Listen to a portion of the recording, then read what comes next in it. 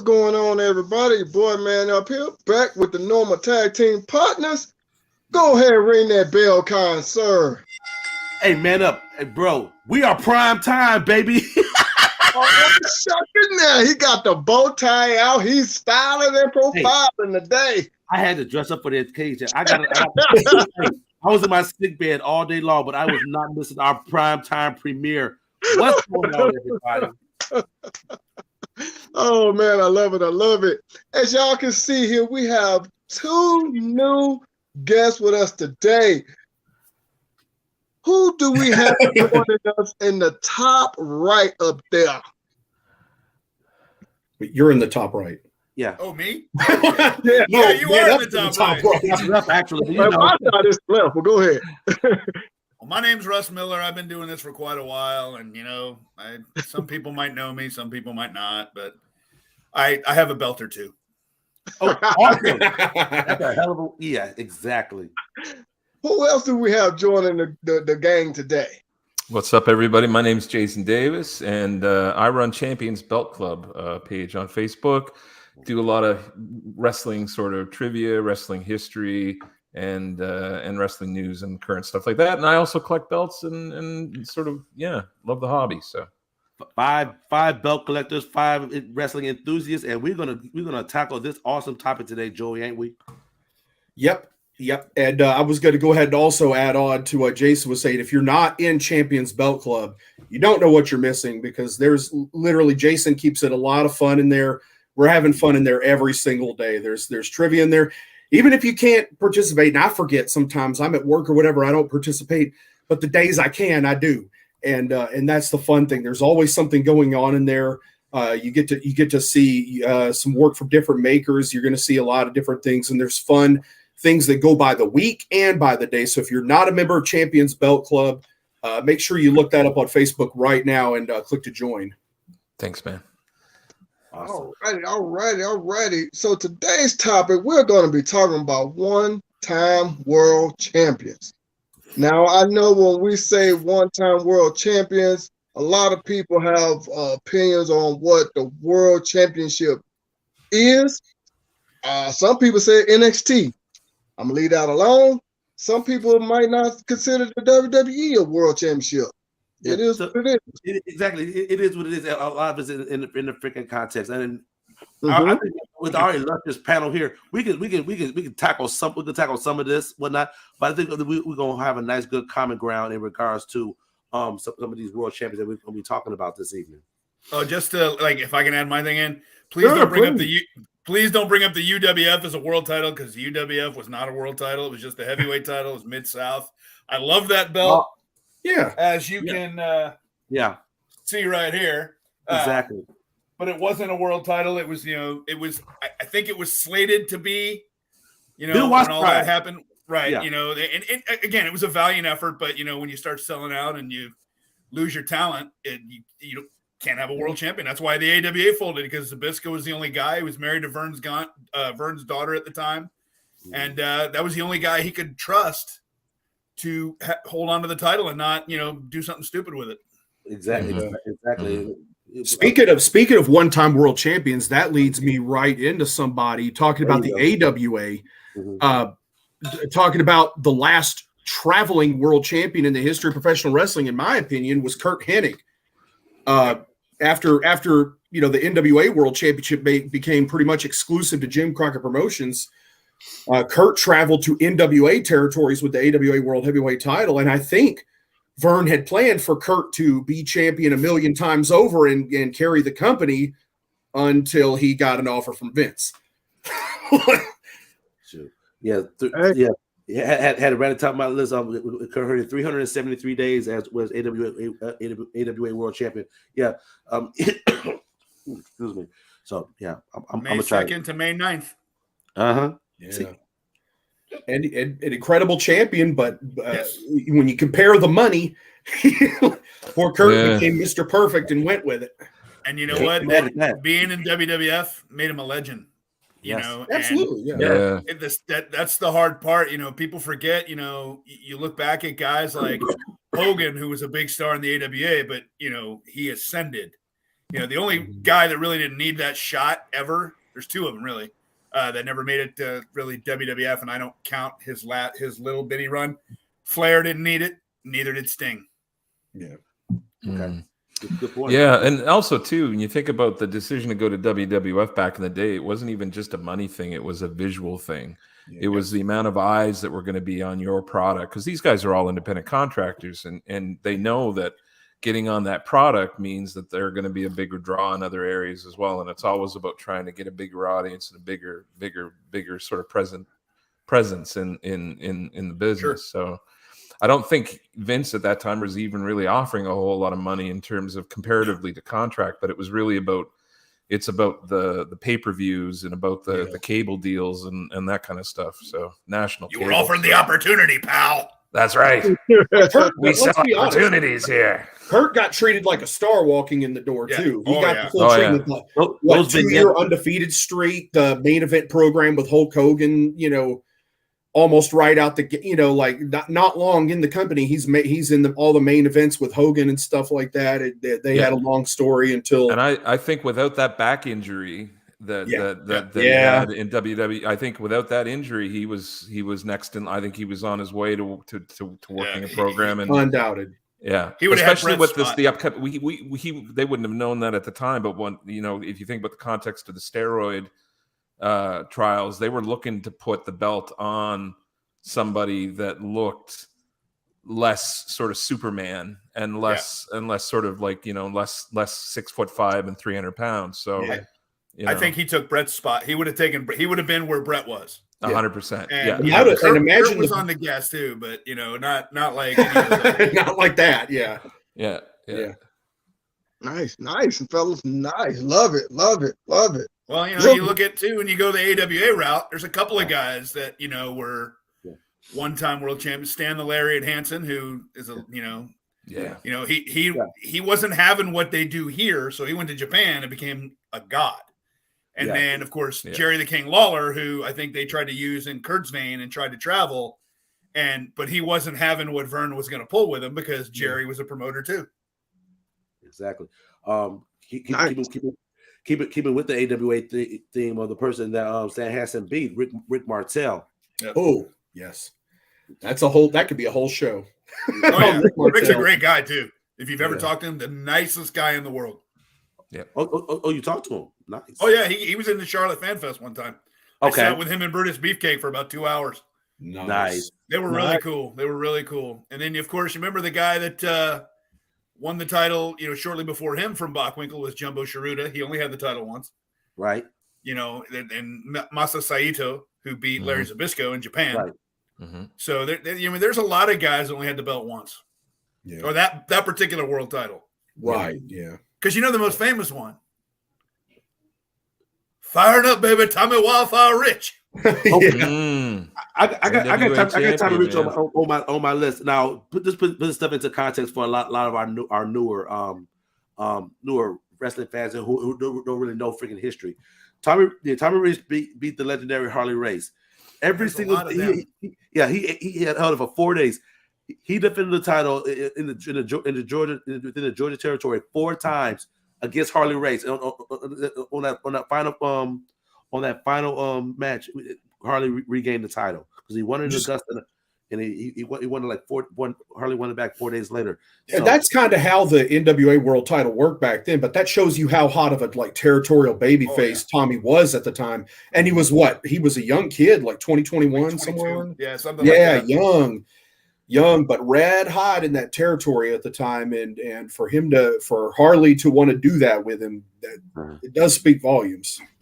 Definitely. Harley's not dropping it to anybody he don't want to. No, exactly. I think it was a favor. Harley probably, and it was good business. Tommy has the belt. They get good houses. Now, could Tommy have carried? I think Tommy could have probably carried it for a while. Now, I don't know his backstory and how he was then. It's not like just like with Kerry. He wasn't, as far as I have ever heard, wasn't like Kerry where he was unreliable, because Wildfire was, when that name is for real. He was over like Rover. And honestly, like my experience with him, because the first wrestling show I ever worked when I got into the business, he was on, and he wrestled. He was on a card with Jake the Snake Wrestling. They had a match on there, and this is in 1998. And Tommy was definitely a reliable hand. I think Tommy's just one of those guys. He's one of these guys where, you know, closed mouths don't get fed.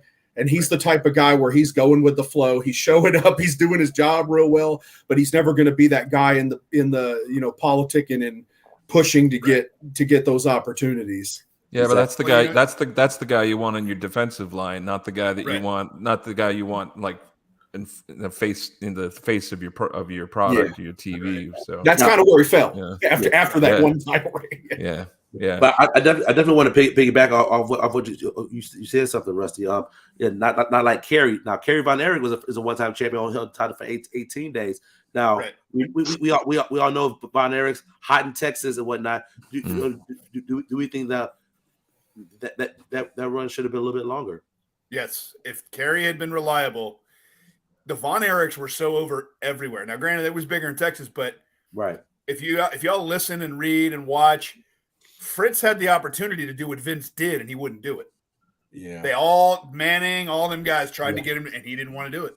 Yeah, and so Kerry could have been Hogan, for all we know. Yeah, for sure. But truly, the big, you know, and I've met Kevin. I've met Kerry's daughter, Lacey, who's just a few years ago in Charlotte, they did a thing where Dave Milliken had the ring-used boots and the jacket that Kerry wore the day he won the title. And the Dope Glove was there because Harley and Rick were there doing the Charlotte.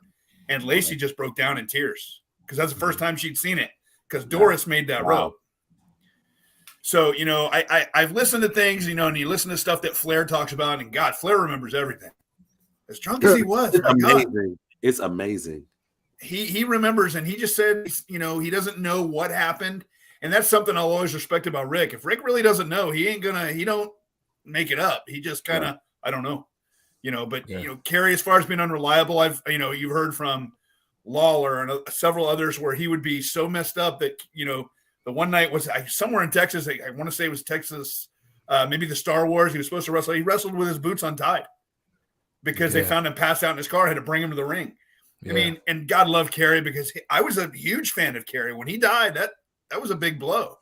Yeah. But, you know, you got to be reliable. And it was just, you know, just like wasn't there something about him no-showing something though? Like just they said he did, but if you go back and look, somebody said that he didn't miss. Yeah. Okay. So who knows? And you know how they rewrite history. Yeah. No, of course. Yeah. But you know, who knows? His fate in the WWF was probably the same as most of the guys during the steroid thing, right? Like, sure. Isn't that how he ended up gone and in global for his last match? Well, yeah, that and I mean, with the injury that he had and coming back too fast, and then having the foot problem that he had, and all of the lack of foot problem. The lack of having a foot. Yeah. So. I can remember the first time reading or hearing that. I met somebody who was in with somebody, and I was probably because that motorcycle accident happened in '86. He came back. I say he came back in '88. I know they tried him in '87. I'd say early, you know, I'd say late '87 he came back, and then because he won the title from Perez in March of '88. But somebody told me that somebody grabbed him and he, you know, and his boot came off and he didn't have a foot. And I was stunned because I mean, you don't understand and I work with a lot of people that have missing limbs. I work in healthcare. Right. That what an athlete it takes to do that. Can you imagine an NFL player missing a foot? Yeah, no, and especially a sport like wrestling, where everything is footwork. Everything is like where you put, you know, it's all about how you shift your weight. It's all about you know what foot you put where, when, and everything else. And imagine not being able to feel the canvas underneath you on that side of your body. I mean, that's crazy. That he could wrestle like he did still with that is crazy. And he was always on the gear, you know, and I don't fault anybody for that because, you know, come on. I mean, Well, it was you look at him versus the rest of the Von Erichs, and most of them had great physiques, but they were a hell of a lot smaller than Kerry. One of these things is not like the other. Yeah. So genetics were a part of it, but the extra 30, 40 pounds of solid muscle he had. Yeah. Wait, there's a match on one of the, you know, I don't have the tapes anymore, but I think you could go back and see on networks. Him and the Warlord. And Kerry takes that robe off, and I'm like, he's got onion skin and he's gigantic. Yeah. And almost the same size, but so lean. Oh, compared. Yes. And the Warlord, you know, Terry's just, I've met him once. I never really had a conversation with him, but I mean, just to be around him, he's the friendliest guy in the world. Yeah. But Kerry Von Erich is a guy, I think if he was on the thing now, he would be huge.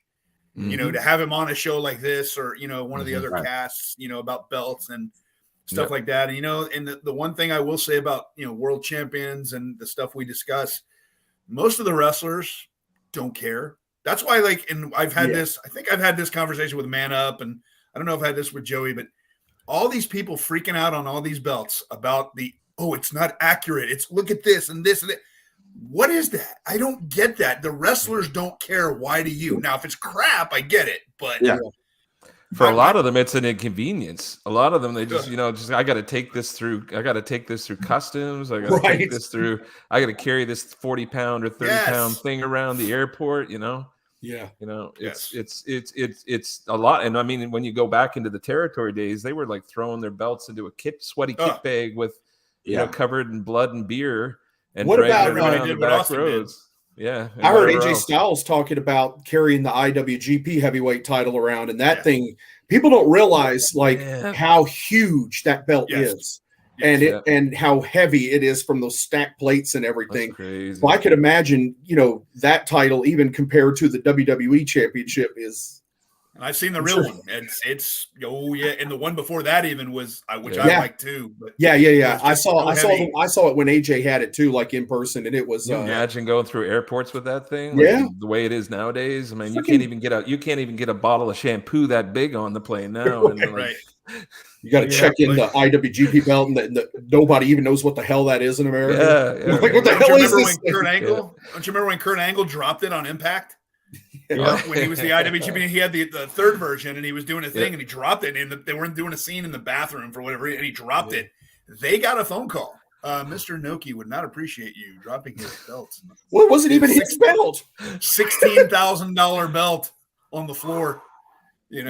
That's the belt they stole from New Japan. Yeah, I don't. The Brock took. Yeah, the Brock took from New Japan and for Inoki to use at IGF. Well, who's going to say no? I'm going to tell you this. Here's one for you. You want to talk about a rare belt? And Milliken made several years ago. Inoki sent the NWF belt, which was the precursor to the IWGP, National Wrestling Federation, over to be restored, and he allowed Milliken to cast it. And there's only one. Wow. There's only one. Sweet. And I found the guy that had it, and he actually sold it to me about 2 years ago. So it sits downstairs, and that thing is heavy. Yeah, come on! You got to show it. Come on! I right now with this foot, I couldn't run. It'd take me an hour to run down. Come on, brother! I'm hurting here, man. I got an injury. What's the range check on that, then, brother? It weighs probably about 13 pounds. You need to get on some of that IcoPro like Randy was on back in the day. Hey, I'm not little. I'm 260 pounds, brother. Right now, I can't do a lot because I'm hurt. I can hold up my cup of water. But I'm okay. Oh, man. That's funny. Hey, I got something to bring up. What about WWE in the 2000s, where we had the World Championship and the WWE Championship, and they seemed to throw the title at a lot of people just to see if it would stick and if they could get him over. Case in point, Jack Swagger. Mm-hmm. Yeah. Who is a legit athlete? Yeah, but legit. No, but he didn't have that personality to be the world champion. He did, but they missed the boat with him when he was doing the thing with Dutch. People. Yeah. They missed the boat because timing. he should have got a U.S. title run out of that on the back with him and Rusev. That angle was hot, and they just missed the boat on that. But they pushed him to the world title when he wasn't even over. Yeah. That kills you though more sometimes than not having it on you. Sometimes when you shove it down the fans' throats and they're just not quite ready for it. Yeah. They tried it with the ECW belt, then they tried it with the WWE World title on SmackDown, and it's like it didn't stick. But then when he did get over, they were like, "No, we can't put it on him again." Yeah, but it gives you that kiss of ambivalence, which is death in this, right? Like, if somebody's mad at you, great. If somebody loves you, great. But if nobody gives a crap, then you're dead in the water. So the reaction either way is good. Yeah. If you don't get anything, that's when it's a problem. Yeah, and that's kind of what it did to him. Who would have known Cena was going to be what he was. No, You know, yeah. who would have known? You know, I mean, Hogan, that was a whole different era. You know, we were coming out of the gymnasiums and the smoky, you know, but, you know, I did, you know, here's a one-time world champion. Everybody hates this name. Well, maybe not hates it, but I was there, and it was my guy that won the belt at WrestleMania 20, Chris Benoit. Yeah. You know, it's, and I'm in a couple of these groups where they talk about, oh, this and then I'm like, look, guys, he's never going in the Hall of Fame. Yeah. You know, I was there. That was my WrestleMania moment that I wanted because he was in the ring with Shawn and Triple H, two of the greatest. Right. And Chris, for his wrestling stuff, still great. I thought you were going to bring up everything he did was believable. I thought you were going to bring up the Yeah. greatest one-time world champion of all time, the man that will make that he will humble you. I'm talking about the Iron Sheik. Are we allowed to cuss on this show? I don't know. I fuck you in the ass and make you humble. Yeah. Fuck the Hulk Hogan. That was engineered. Obviously, as we all know now, you know, you look back and sometimes there was just a question on one of the groups. Has the internet ruined wrestling? Is that part of the problem? Yes. And I think it has. Oh, yeah. You know, It's certainly funny. ruined booking. Yeah. Oh God, yes. Yeah. I mean, it's really because it's so hard to make anything a surprise now. It's so hard to make anything sort of genuinely like it's funny you say that because we were having a conversation a couple of months ago about the whole Punk Elite sort of breakdown in the news conference at AEW. Right. And it was so hard at first to tell whether that was a work or whether it was genuine because it's gotten to the point now where you actually have to involve the internet media and sort of work them in order to work the fans because they report and like everything gets put out in public immediately. Yeah. And it felt at first like that was they were just working the media at first. And then you come to find out later on, of course, that's not the case. But yeah. Well, if you saw Jericho's interview that night, he leaned into Khan and goes, some shit went down, and he got up and left. So that's when Khan got up. And you know, you watch and you know, the whole thing is, and I always tell people, Joe, you've been backstage and you've done stuff. And if any of you guys have ever done it, I mean, I love and respect professional wrestling. It's my thing. I mean, my big thing is actually right now the World Cup's going. So that's my thing. That was my first love before wrestling. But, you know, when you get in with guys and you learn and you're privy to stuff. Number one, kayfabe lives. I'm sorry, but for me, it does. I don't say nothing if I hear or see anything. That's how I was taught. These guys now, they live and die by what the internet guys think. And, you know, I will say to anybody listening, if you think the Bucks are the greatest tag team ever, you better go back and watch some history because they're not. FTR is the greatest team right now, my opinion. agreed. They're a combination of Tully and Arn, Midnight Express, and the Hard Foundation. That's what I see. I love it. The only team I put close to them is the Briscoe brothers. Oh God, yes. Yeah. Yep. They're just not politically correct. You know? Right. Yet Mike Tyson can come on there a convicted rapist, but whatever. Yeah.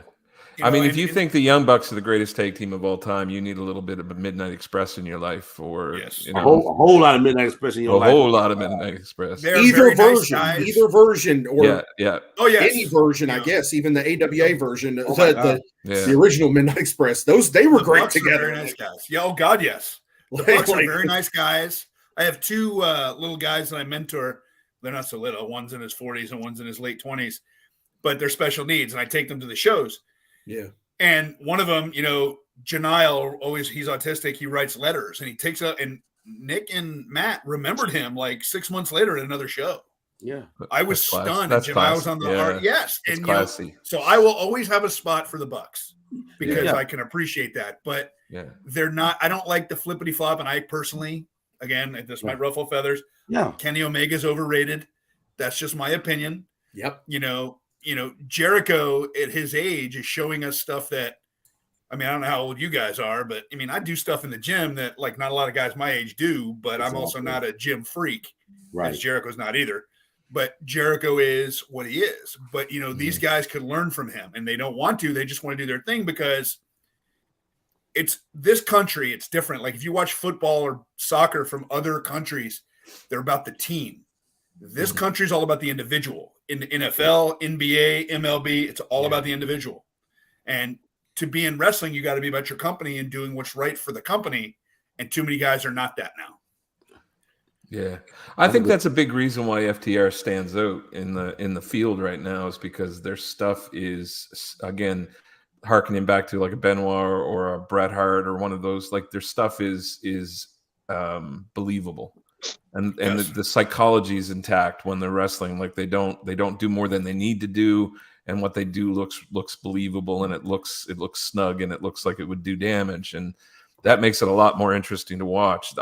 I like the athleticism of what's happening nowadays. I just wish there would be some psychology attached to it, and that they use it a little more sparingly and not, just flying all over the place. But Right. Man up. I'm old, so Got to go back to you. You got to give us what if somebody you're thinking of when you talk about one-time world champions.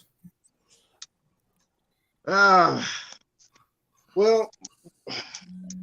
that's a good one. Because see, the first person that I thought of was one-time world champion, someone who just won it recently, and that's Titus, whatever. And for him to win it in his 50s, I don't think he's 50 yet, but he's still, almost 50. 50 inches around.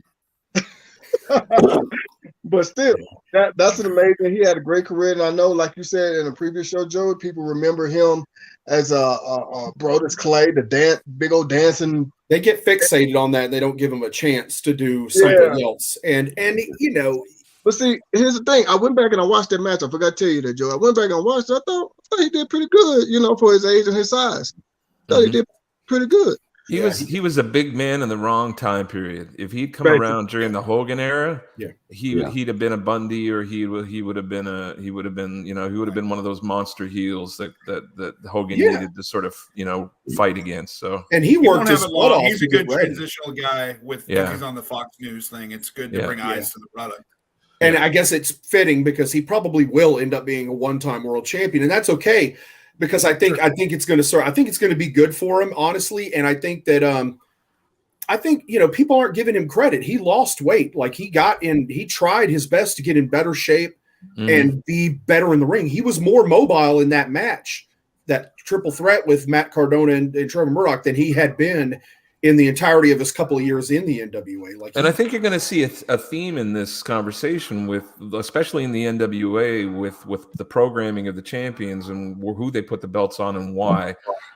Putting the belt on Tyrus right now makes a lot of sense because he's on a nationally telecast show, which I think is winning their ratings in their time slot. So again, that's putting eyes on the product because he's every night that he's on that show, he's got the belt on his shoulder. He's putting eyes on the product. Will it last long? Probably not. But purists forget that part. Yeah, and if you think like the Buddy Rich and you think about some of those one-time champions, a lot of that was about the NWA looking for a new home, like a new territory to sort of to grow out of, and so they're testing different territories and different people to see if they have legs. And that a lot of these names are probably a result of that sort of business strategy. So. Tyrus is also from Louisiana. That was also fitting to do it where they did it down there in Chalmette. Was part of that. Part of that was for the live crowd too, realizing that that's his kind of home state and area there, and they were kind of they're trying to build, like you just mentioned.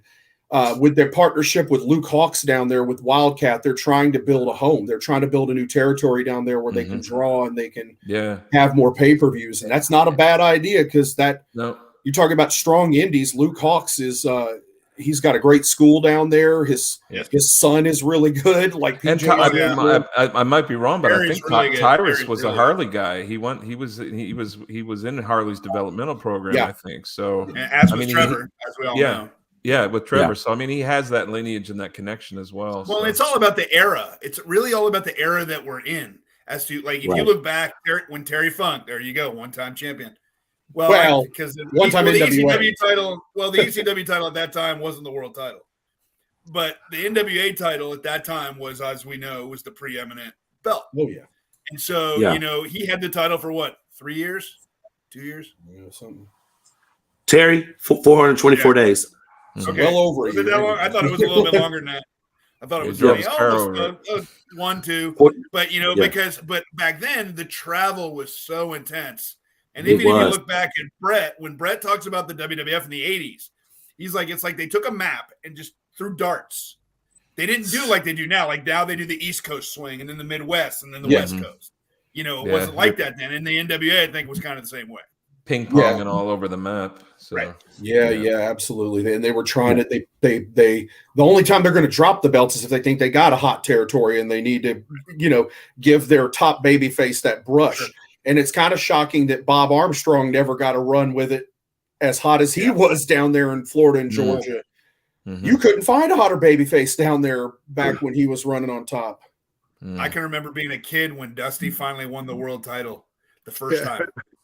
It made the papers. I mean, I was a little kid. I was like 9 years old. He won in 79, right? The first time. Then he won in 81 again, right? Mm-hmm. So I was a kid, and my dad was like so excited because Dusty, my dad, if y'all, you guys have never been to Charlotte with me, but my dad used to sit at the corner of the bar. All the wrestlers knew him. Tommy Rich argued with my dad for 2 hours about how he wrestled him in Augusta, Georgia. My dad, oh, it was so funny. But, you know, you look at these and it's, you know, people just don't understand anymore, you know, what it takes and, you know, what it is to be given that mantle. Mm-hmm. And that's, you know, and I'm sure, you know, Tyrus, who has it now, takes that very seriously. Now, I don't like the way the NWA is running it, but it's not my call. Right. Yeah. Yeah.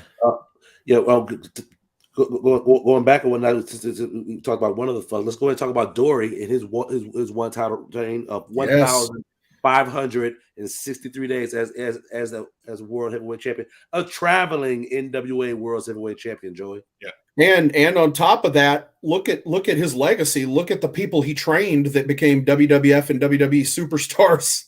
Exactly. Edge and Christian became stars. That you know, he didn't originally train him, but he took him and he made him into legitimate stars. Like he taught them how to work at that level.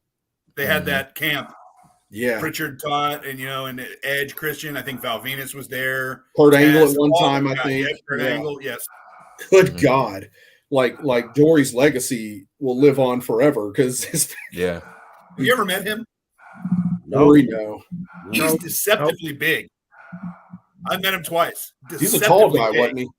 He's a fairly big dude. I mean, I was like, when I met him, I was stunned at how, and you know, the first wrestler I ever met was Ox Baker. Scared the living shit out of me when I was a little kid. I believe it. And I knew Ox later in life, and he's like, but you remembered me. And I did. Yeah. So, you know, it's the fact that we all know what Dory Funk is, and when people talk and say that this is fake, I'm like, go up to that guy right there and say that. I dare you. And and you know, to be the world champion in the era that Dory was in, you didn't just get a 4-year run, 3-year run. Yeah. No. Yeah. You didn't. You're lucky to get more than one. Harley and and Jack Briscoe, I guess, being another example of somebody who got more than one run and got time with it too. Jack had a lot of time with the belt. Yes. Mainly because of how hot he was in Florida. And oh my God, he's huge down here. Yeah. Yeah. All right. So I'm gonna piggyback off something Jimmy you said about getting a title run. I want to bring attention to a title reign in WWF of a heel getting an extended title run. I'm talking about superstar Billy Graham. Yeah, man. Yeah. 200. But let's put this in the context. All of the heels that won the title before him were all transitional champions. In the WWF, yeah. In the WWF, yeah. They were all transitional champions. They gave Superstar Billy Graham had a 296 day reign. That was the longest reign by a heel champion until CM Punk did it at 434. That in WWF, heels didn't get that long run. No. How many people stole his gimmick? Right. Hello. Biggest Jesse. But because Vince Sr. believed in the good guy champion. Yeah. He believed in the heels. And you know what? In truth, in my opinion, it's better when the heel's the champion and the good guy's chasing him. That's where the money is. It was because the WWF champion is a territory champion, essentially. Right. He was the champion of the Northeast United States. Yeah. And not the world not a traveling world champion. So I understood. And you can't that's comparing apples to oranges there, because if Bruno had to travel as the world champion, it wouldn't have worked. Right. Yeah, because he was over like crazy in the New York territory because they were appealing to the immigrant sort of base of fan base, Pedro, so like you take him to like, I don't know, deep south, and he's not going to be over Mobile, Alabama, and see how hot he is down there. It was about the era, just like Ronnie Garvin when he won the title. There he goes, another one. Yeah. After when you went west of the Mississippi, nobody cared because he was over in the South. And if you listen to '87 Starrcade, they were booing him. Yeah, they were. He'd have never got the belt at Magnum TA. Not have gotten hurt. Well, since we're on the topic of NWA, what about Barry Windham? Oh yeah. Ooh, right. yeah. So you're seeing the transition. Flair's left the company, taking the belt with him. They gotta reset, rescramble. They gotta reset themselves again. He was, member of the Four Horsemen, great wrestling lineage himself. Yeah. At one point, they had him sort of pegged as the next Hulk Hogan. At one point in the NWA, I think they were calling him, and they barely left it on him for a couple of months, and then they were on to a new program. So back to Flair. When they got Flair back, I think that changed the plans. They were like, no, it's got to go back to him. And the only reason Great Muta got a run with it was because Chono couldn't make the show in America. Because Chono was going to come drop it to Barry, and Chono couldn't make the show for whatever reason, so he dropped it to Muta in Japan. Muta comes over and drops it. Yeah. How much do you think Barry going back and forth between the WWF and the NWA, WCW hurt his that and his father and brother getting arrested, and him taking time off for that. Yeah. Barry, if you listen to some of these guys talk to, Barry liked the strip club. Barry liked to wrestle, but Barry didn't like to train hard. He didn't like to, but he could wrestle an hour every night and party with Flair. But it all depends on what you want to put into it. If you're happy being almost the top guy versus sacrificing everything to be the top guy. Like when Flair left and they had to kind of choose between Luger and him to put the WCW belt on. And it's like, well, who are you going to go with? And then Luger, if Luger had his heart into that first WCW title reign, it might have been different. But he was already 1 foot out the door when he got the belt. I agree. And if you look back at that match, Barry didn't look like he was ready to be the world champion that day either. No. They didn't have anywhere to go with it. So who gets the belt? There's sometimes, that surprise factor, just giving it to somebody that, could be a good champion, but give them the little rub and see what they do. Who knows? That's what WWE tried. Yeah. Right. WWE tried that a lot during the 2000s and stuff. And it just, Dolph Ziggler and everybody else they tried and just, they thought maybe, but the belt will get them over at that level, and it just didn't happen. Well, think about put the belt on Fandango that night. That would have been great. Oh no! He was so over that night, though. That crowd would have went nuts. That one night. It's okay. Hey, if it draws ratings, he everybody's peaked really into quickly. It. Yes, he did very quickly. All right, I'll throw one more out at you guys. What about Andre the Giant?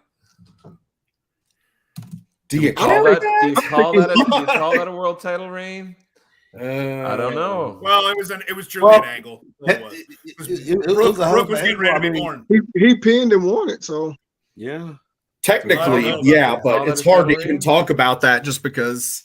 And my thing is always with Andre, he never was a good candidate to be the champion because once you put it on him, you got to beat him. Yeah, right. Yeah, and that's the problem. It wouldn't have worked there in the 70s. He also he didn't need it. He really didn't need the belt. Yeah, that's what I was ready to say. Andre didn't really need the belt because he was already over. He was huge everywhere he went. So now I ain't talking about his size, but No, I mean he didn't. There was nothing for him to gain out of it. Like he was already making more money than anybody else on every show he rode up into, and what are you gonna do? Yeah. All right, man up. Give us another good one-time guy. Come on. I know you were thinking of some. I got an easy one for you, man up. Go ahead, talk us up on Ron Simmons. Oh yeah. Mm-hmm.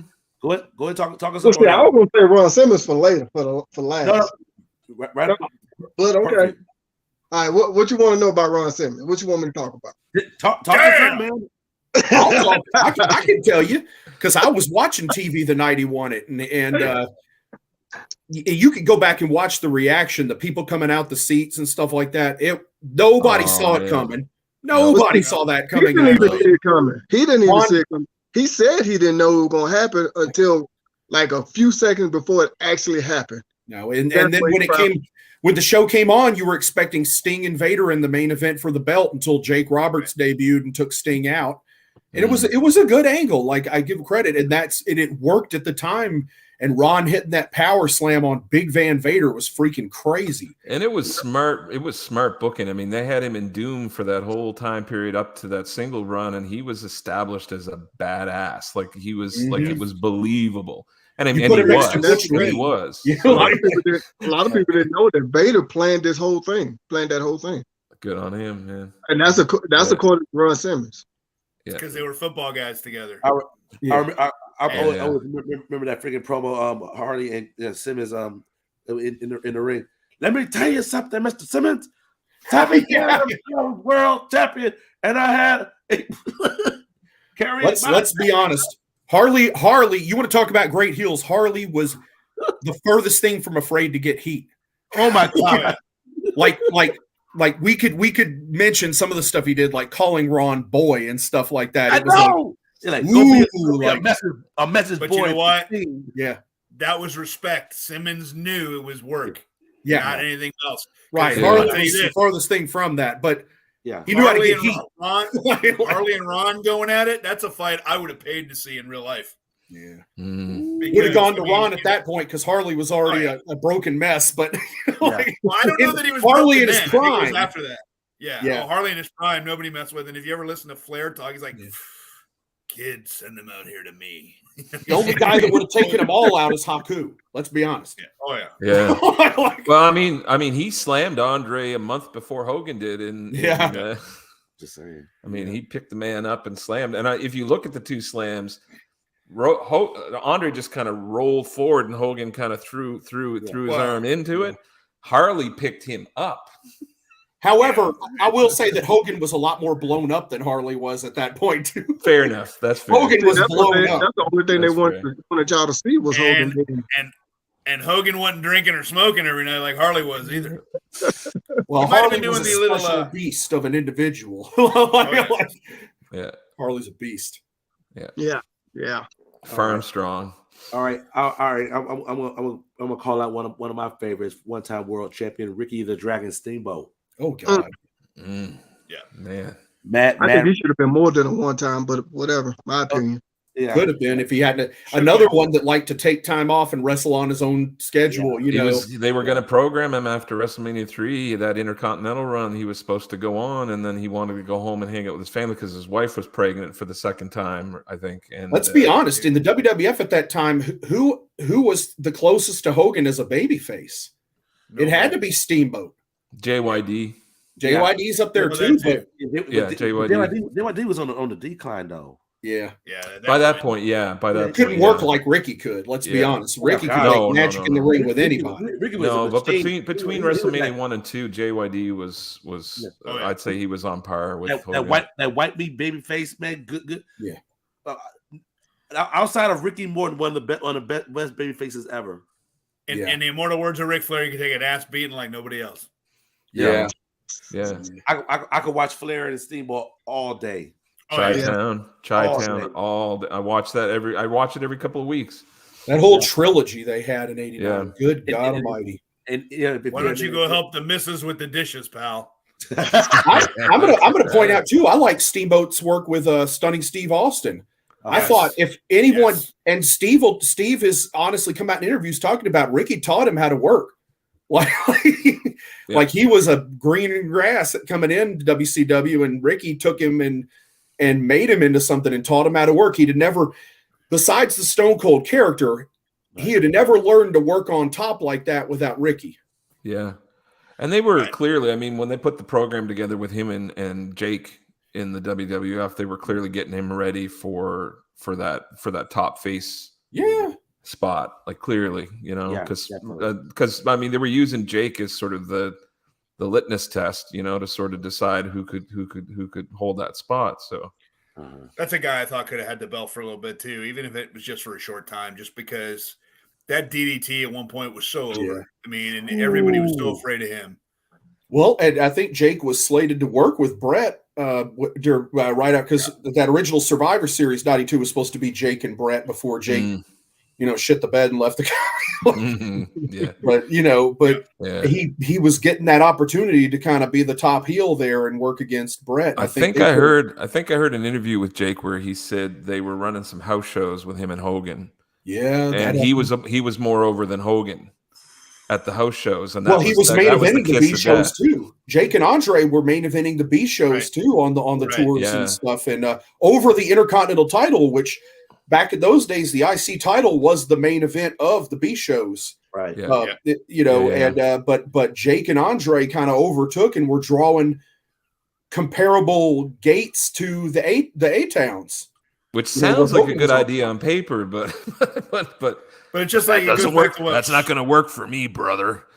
It goes back to what Sean talks about if you listen to some of the interviews, the tag team matches between them and the Bees and them and the Rougeos were main eventing shows in the Hart Foundation because Hogan didn't want to work late. He wanted to go back. But I think, hey, you know what? The tag teams are freaking good, so that's why they were main eventing. Yeah, absolutely. And I think the money with Jake, if he had been world champion, was with him as a heel for sure. Oh, yeah. Imagine him and Macho Man working on top if Flair hadn't have been there, trading the belt. Exactly. That could have been a big program going. I mean, imagine that being your WrestleMania 8 WWF title match or WrestleMania 8. Yeah. I think Vince saw that too because he tried to run him against Hogan. He was trying to work him to that, and then he tried to work him against Warrior. When Warrior carried the belt too, and that all, of course, then Warrior self-destructed and held the company up, and that all went to hell too. So, yeah, Orndorff would have been great too. That would have been Orndorff would have been a good champion. Yeah, Orndorff was just a great utility guy. You put him in any level, and he'll deliver. Exactly. I liked him in WCW too. Yeah, definitely. So, all right. Here's another one-time champion. I don't know how you guys are going to feel about this one. The Ultimate Warrior. It fit for the time. Well, yeah. I'll say it like Hogan did. 8 minutes into the match in the Sky Dome, he wanted to go home. Like he just he was blown up. He had a great character. He had a great look. Couldn't work worth a shit. Right. Well, and Hogan did the right thing at the end. Yeah. And that's what everybody remembers, that Hogan presented the belt. Yeah. And then a year later, who had the belt back? And a year later, who had the belt back? I was at the Royal Rumble where Warrior lost in Miami. Oh.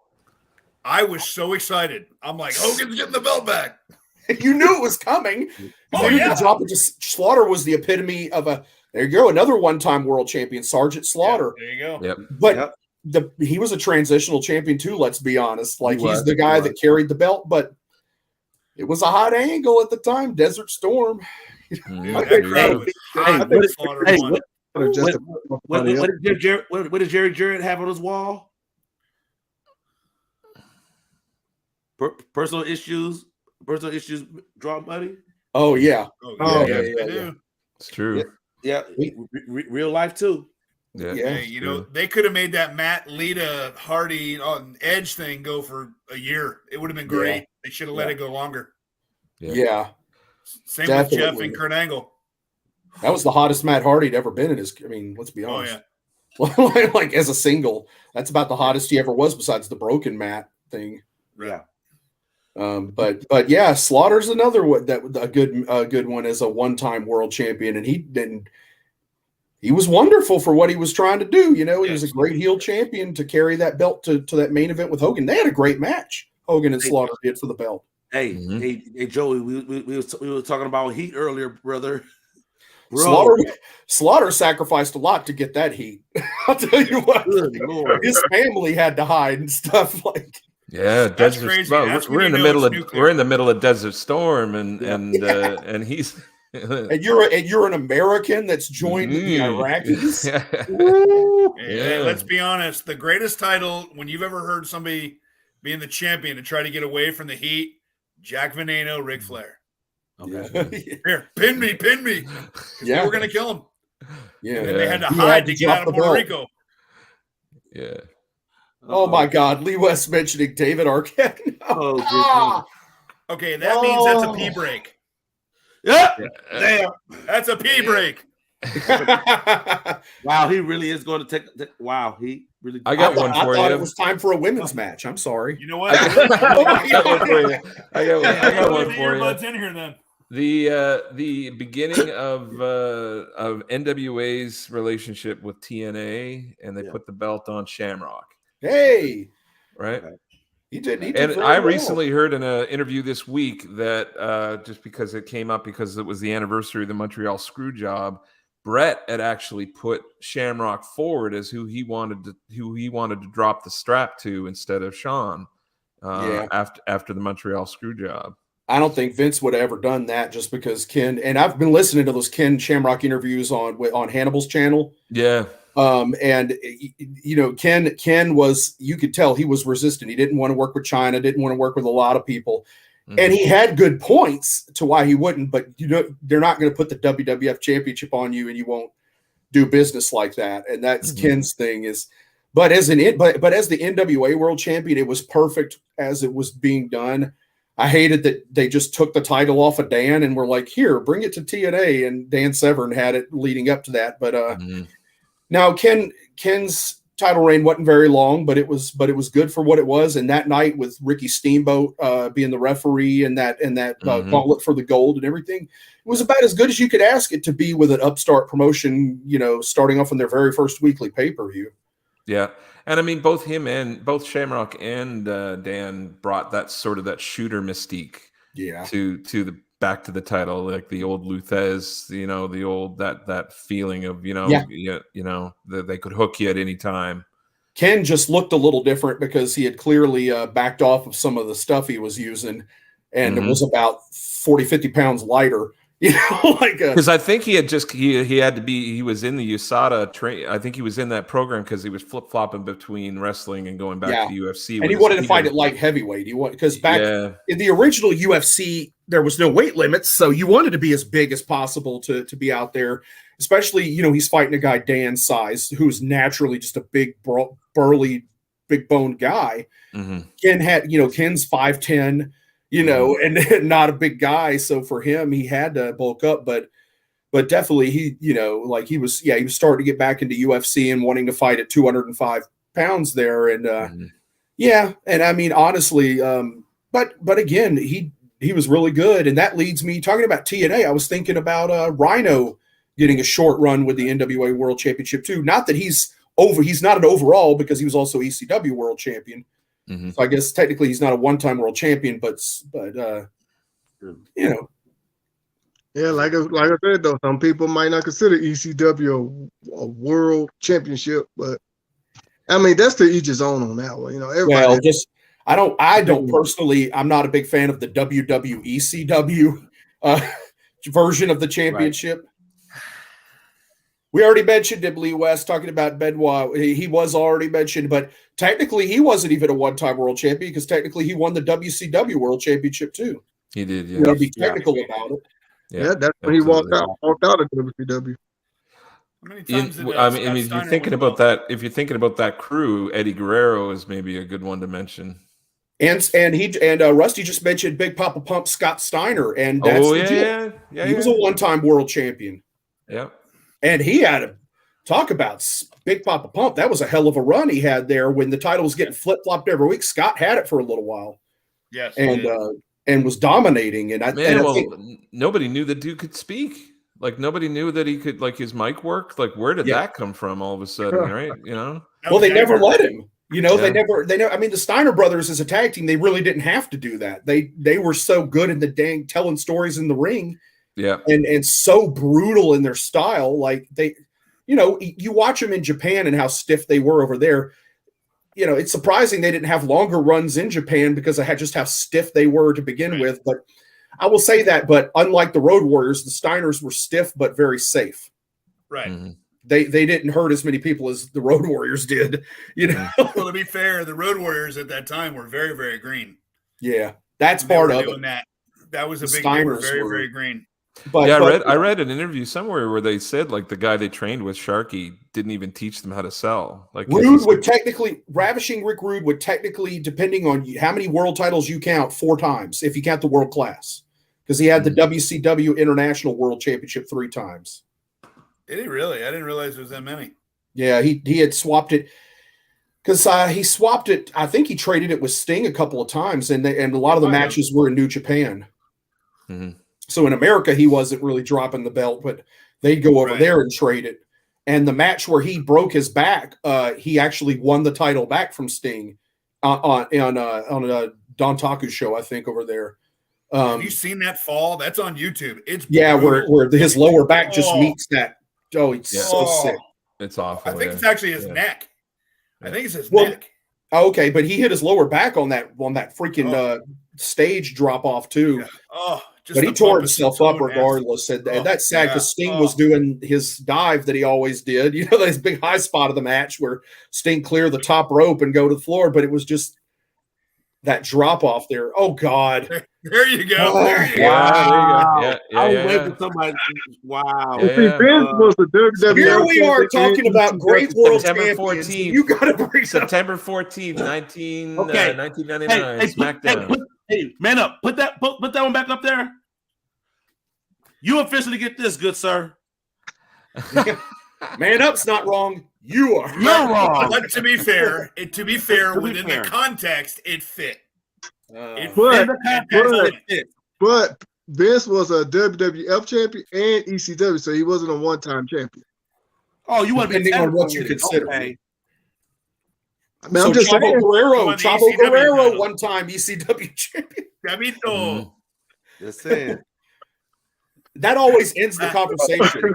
Are we talking about like just the men? What about like Stephanie McMahon? She won the women's title once. That's true. I thought she had China. more than How do we feel? How do we feel about the Universal title? Is that a world title compared? I mean, No. we know the lineage of the WWE title. Sure, Is that why is that not? a Puerto world Rico. title? Sure. Why Oh, not? I thought you were talking about WWC Universal. No, the Universal WWE Universal title. I guess it think is it in the should have been context of Yeah, in yeah. modern times Yeah. we just think of a world title as the top title in a company, Exactly. not as like the NWA and AWA world Right, titles where right. they were traveled and multiple promotions and promoters recognized one champion. Because I still think of that as as a world heavyweight championship. Right. I'm like that, yeah. You know, and it's now it's just the top belt in the company. Right. Yeah. Here's one. Yeah. If we agree that the NXT Championship is a not a world title, that it's a It's the training developmental title. developmental program, Bobby Roode won the. Well, no, he's Impact- a two-time TNA. He was TNA champion. Yeah. He's Yeah. a two-time world champion. Is he 2-time or 1-time? Two-time. Oh, 2-time. Okay, But James James Storm, on Storm. the other hand. James. There you Chris go. Sabin. Chris Sabin. Sabin, yeah. Chris Saban. Yeah. Who There you else? go. Who Yeah, I else? could put to some more recent. You got Kofi Kingston and Big E. Yeah. Oh, there you go. Oh man. But they're still You know, active. I mean, I don't know. They make it. Who You knows? guys know Nah, we're never going to see But Big, Kofi, Big not. E in the ring Kofi is again. No, I don't Big think E will never Kofi be in the will. ring again. no. Who's that? Kofi's great. Big E will never be in the ring again. You don't You think don't so? No. Dude, that's a C1, C2 injury, and he even said it's not bridging. You can't risk that because when you lose You don't that, think you 8 lose years everything from now here he'll down. come back like everybody else? No, this he's lucky he's not dead. I mean, for real. I mean, it was bad. I mean, he could He'll have have a been job dead. for If you life. watch him, I mean, from All right, so C1, now we're C2, getting into if you some. lose that, you're down. Now we get yeah.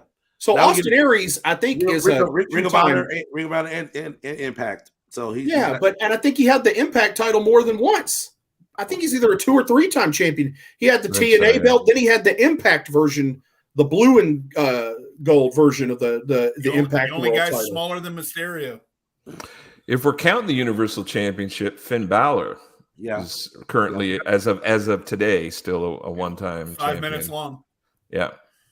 Literally. unfortunately. Yeah.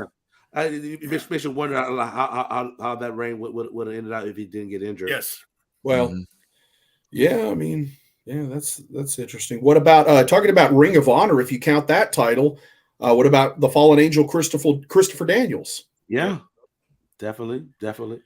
Only held at one time. You got Dalton Castle. Yep, definitely. Mhm. Yeah, Chris, That we gimmick covered was ours. over for a while. That gimmick Dalton? was over. It was pretty funny. Oh yeah. Yeah, But and it I was, couldn't but, believe you it know, when it played out. they brought him into TNA and had the boys were the girls, and I was like, I don't fully get his gimmick, but at the same time, don't change it like that. Just leave it alone. Right. Mm. It ain't broke, right?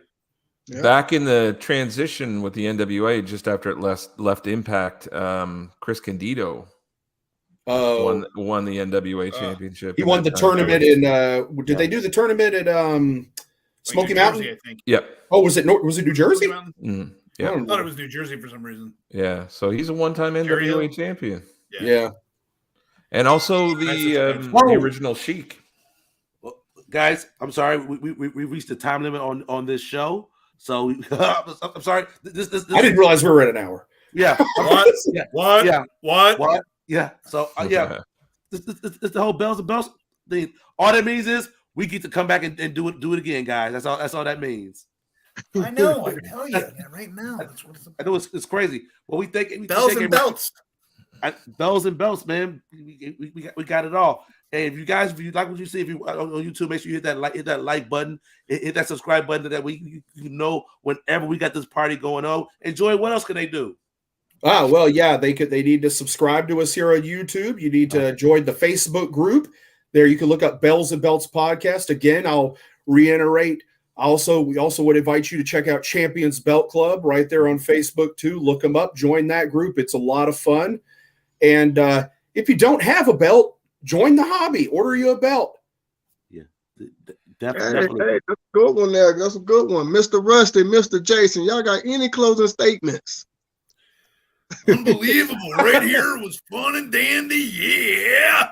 Bring it, Bells and Belts, brother. Man, I can't follow that up. All I gotta say, yeah, All righty. enjoy hope the everybody- hobby, enjoy the wrestling, and make sure you subscribe to Bells and Belts. Oh man. Always, man, a great show, great conversation. Love it. As y'all probably seen, I was writing down notes. Y'all educating me all the time here. I love it. Trying to. Are you guys Mick Foley fans? Say it again. Are you Mick Foley fans? Man Yep. up here. So be here next time, right here in Bells and Belts. Hey, And you fill forgot in the to do town. bang, Bye bang. And that's the bottom line. Anyway, Yeah, exactly. Oh man, that's one of my favorites. But Yeah. yeah. So This with and that, more next time on Bells and Belts, everybody. hope y'all enjoyed the show. Y'all take care of yourself. Y'all stay safe out there. For Bells and Bells and the two Thank guests you. we have today, y'all stay safe.